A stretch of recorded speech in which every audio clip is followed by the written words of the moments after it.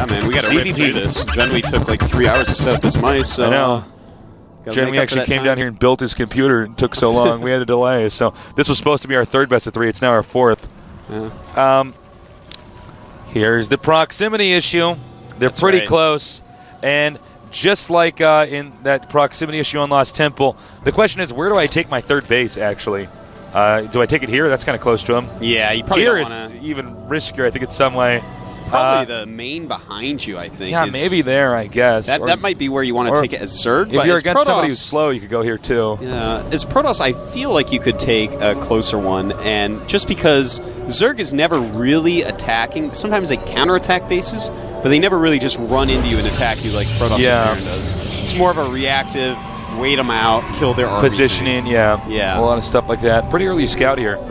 Now, I think Protoss is going to have a big banana grin on his face when he sees that the Zerg is pretty close, because you can double might even be a plantain grin, man. I don't know. It might be an upside-down double rainbow grin for all we know, seriously, because if you're Protoss and you're near Zerg in the situation, you can do some serious abuse to them. Yeah. And what's he going? Where's he going? Ooh, I think he's going to proxy. If you're going to hide, you shouldn't hide under the street light over here. Okay. That was so funny, Tasis. You're so funny. Oh thank you. He's not getting gateways out right away. What's going on, Artosis? Do you agree with this? I thought he would. That's what I was feeling, but I mean, I think he's going to 2-gate. Why not? I would 2-gate in this position, definitely. Is he going to 2-gate? Let's see. Let's find out. And no. Nope. Took him long enough to decide, didn't it? I know. We were feeling like we're dumb and we don't know what's going on because this guy won't make his buildings already. Yeah, actually, I think his timing is a little bit late. All right, now. I think he may have had different plans for different positions.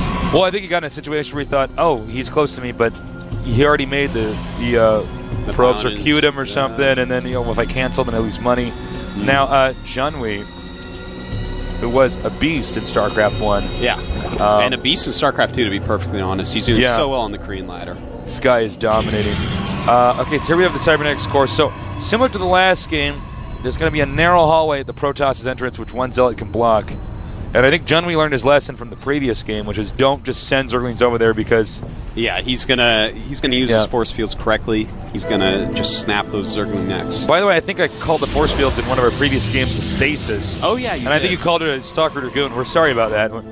Yeah, we have not casted as much Starcraft. Yeah, we've been 11 years. So sometimes I see crystals and stuff like that, and I think stasis, but we'll get better as time goes. And I hope we'll be observing will get better. There's the unit counting station for you guys.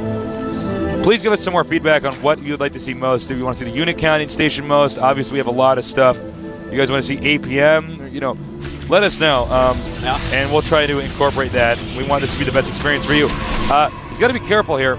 Speaking of APM, I think we should check that chart with a little M key. Look at that, Junwi, 350 APM. And here's the thing. God. This is not measured the same as StarCraft 1 APM. It's actually messed up by like 40%. So actually, he's got like 500 APM right now. Yeah, Junwi had such high APM. Yeah. Now, APM isn't everything. APM is actions per minute, by the way, if you guys are wondering. That's right. It's how quickly they type on the keyboard and click the mouse. Basically every action that you can make in the game. Now, it's an equal and opposite. When you see, when you see APM and you look at your own APM, don't do what most people do, which is start to obsess about my APM. Yeah. They hear Jaedong has 400 APM or 500 APM, usually 300 APM, and they think, well, I need to get APM, and then they just start clicking on buildings randomly. I'm not even kidding. I've seen this with so many people when I try to teach them. If you're good and you're fast, the APM will just kind of come naturally. Yeah, it grows over time. And there are players who have pretty low APM and are pretty good. They're just much more concise with their actions. You know, APM is like a plant. You just have to water it, and it will grow leaves. It will. Wow. Deep metaphor, huh? Settle down there, Confucius. Here we go again. Pylon on the low ground. We have a forge. There it is. And this seems to be the build of choice. Whether he's attacked by Zerglings or not, gets a fast forge. He'll be getting +1 attack soon. And he sort of inches his way down here on the map. Yeah. Cannon, gateway, nexus. This basically is a wall. And you can see the Zerglings trying to get in there. But this is very well defended, though. I mean, there's not a whole lot Junwi can do to break into there. So LegalMind should feel pretty safe. He can basically tech to whatever it is that he wants to at this point. And Junwi, in the meantime, getting that second gas, getting that layer up. I'm really interested to see what tech route he goes on, because if, again, he decides to go with, you know, just the Robos, then Mutalisk can be quite powerful. I think so. But, you know, will Junwi go for the Mutalisk? Will he try another Roach-type build? I'm not sure. Now here you see, again, Junwi doing what we did not see our other player doing, Nesty, which is really using the creep tumors. This is so important for mobility. Yeah, double creep tumor right there. I think I have some clues as to what's going to go on. I believe he's going to do a Hydralisk spine crawler push. Oh, that would be good. Especially with these buildings out in front and the cannons not out in front. It becomes a really decent strategy, especially in close positions. He's like 2 creep tumors, so that kind of lends itself to growing your creep out there really, really fast, getting your Hydras down there, and punishing him before he hits his Colossus. And so we'll just have to see if that's what he wants to do. And you could, oh, excuse me, whoop, that doesn't normally happen. You could see that he's just sending his earnings around. He's saying, is there any cannons here? No, there's not. And let's see here. He's got the spine crawlers. Let's see. I think you could be right. I believe right below here he has. There it is. There it is. Yeah, he's getting the range. I believe that we are going to see this. It is a really cool, really good strategy. Just have to watch out when the Colossus get out. It can get kind of dirty. Now he's got to be careful, because if the Protoss is in this region and spots the creep tumors, he can kill it. That messes everything up. That's right. But he's keeping a tab on that with his Lings. Time to move those creep tumors forward. He really does need the creep out there. Sometimes, look, throws one on the high ground. Very good move. Yeah, sneaky. And, you know, sometimes you don't do it with just creep tumors, but you also bring some speed overlords. But it looks like he wants to save all his gas for his high, just make it that much more effective. So this is actually really exciting. I'd love to see this strategy. I'm really glad that Junwi's shown us this here. And LegalMind just warping in a few more Stalkers. Now, Stalker's going to be important because you need to have the range, and I think he realizes, he goes, wait a minute, I need to get a cannon over here. And we have a lot of Lings, a lot of Hydras, and the creep tumors are getting closer and closer and closer. I really love this play that we're seeing here, and I feel like LegalMind, his Colossus are really, really late. You know what? He knows it's a fake Colossus. He just engages it. But, ooh, nice force fields right there. Oh, well, he doesn't know that actually the Colossus was fake. He target fired that. Oh, okay. So actually, wow. Okay, so ever since he targeted that, he actually took a lot more damage than he should have. I thought he was going to do a lot better in that battle. Yeah, I thought he knew. And now he's going to get the spine crawler. One spine crawler down. Those are actually pretty important for this push. But he's got to be careful. You cannot lose sentries here. Got to micro very, very hard. Now he's down to just Stalkers against Hydro Link. Oh, and he snipes the spine crawler. Takes him out. Back here in the base. We don't see a Citadel up yet. Robo. I can't believe he's making Immortals. Immortals are so completely useless against Hydras and Lings. It's like they do damage to spine crawlers, but I mean, I don't... There's like one red spine crawler left. Yeah. No, is there? I think, no, it's gone. Yeah, there isn't even that. I was giving him more credit. And he's got observers that he's taken out the... very good move there. The creep tumors. Hydras are pretty much useless off creep in this situation. Oh, yeah. You can't run away. Yeah. And this is not good. Junwi way outmassed here. Way outmassed. LegalMind in a very good position. We see he's charging the warp gates. It looks like he's sticking with the tech he has now. He has that +1 attack here. In fact, even +2.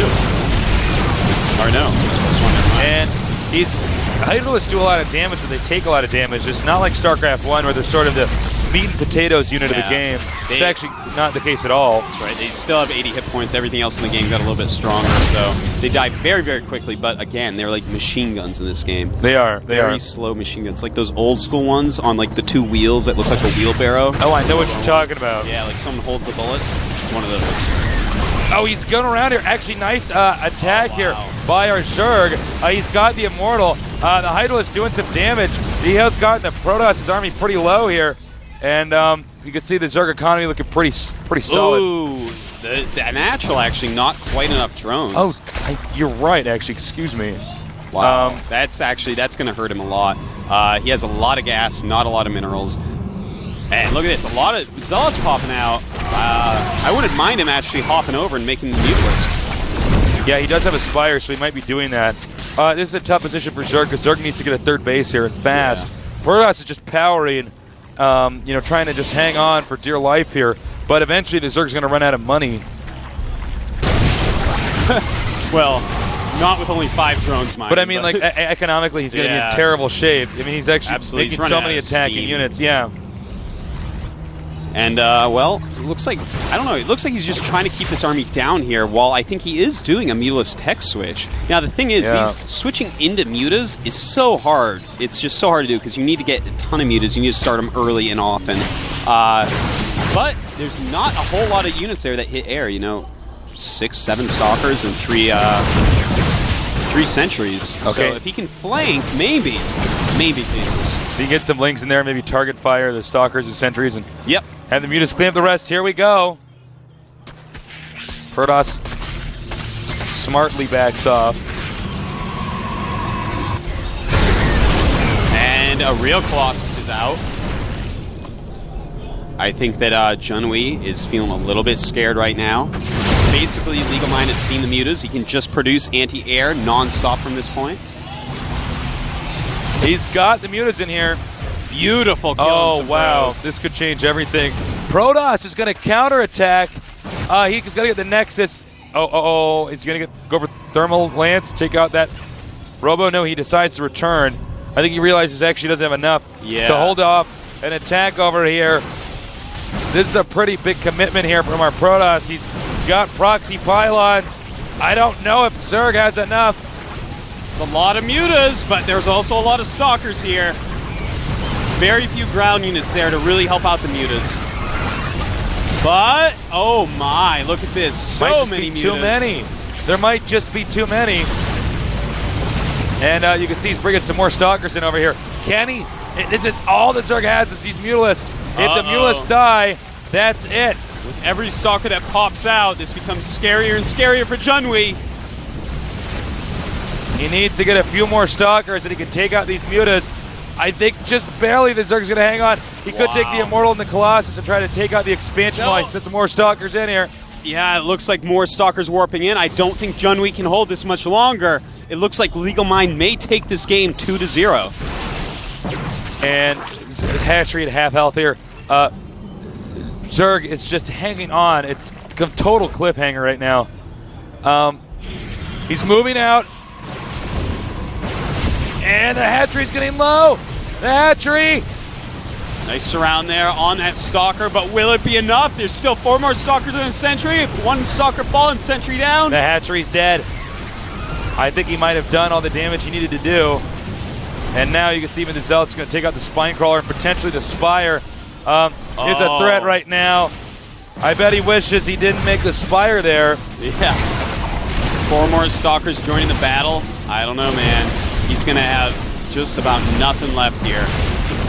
The Stalker counters everything that he can make except for the mutas. I mean, the Colossus does. And look at that. That is too many Stalkers.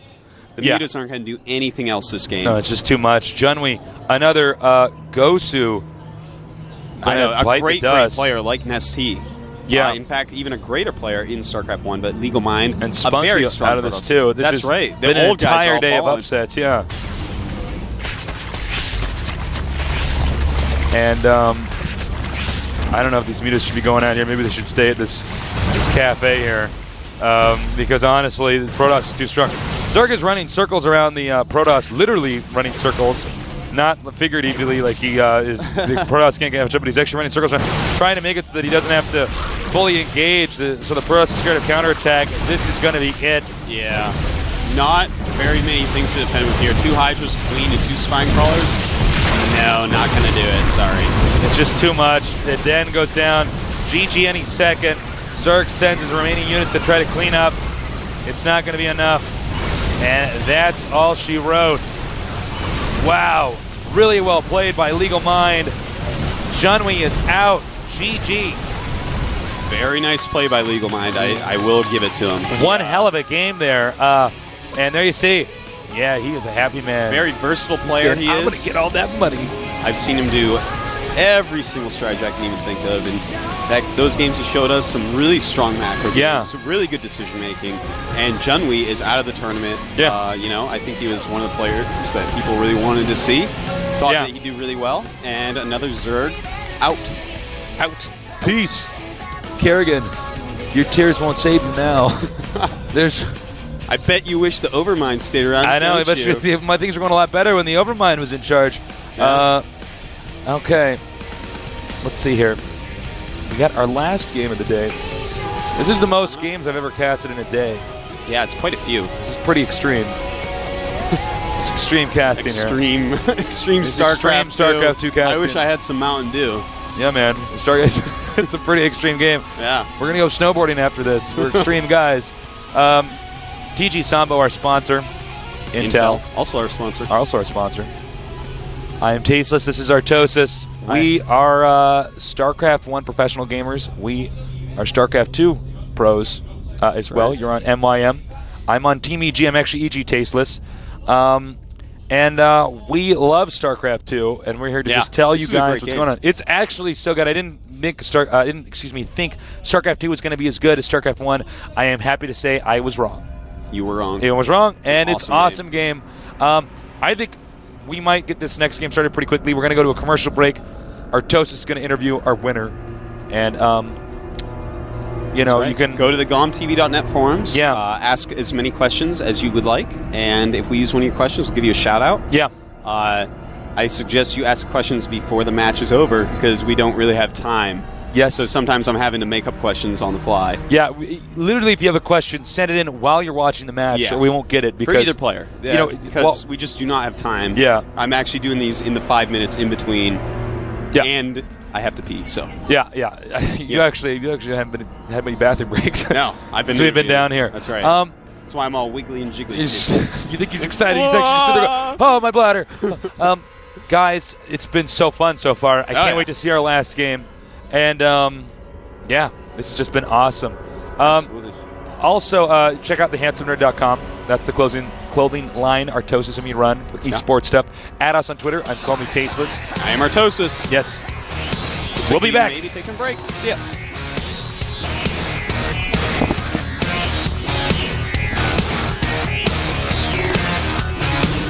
Dressing all in black, from your front to your back, and all your evil ways, they seem to go on for days and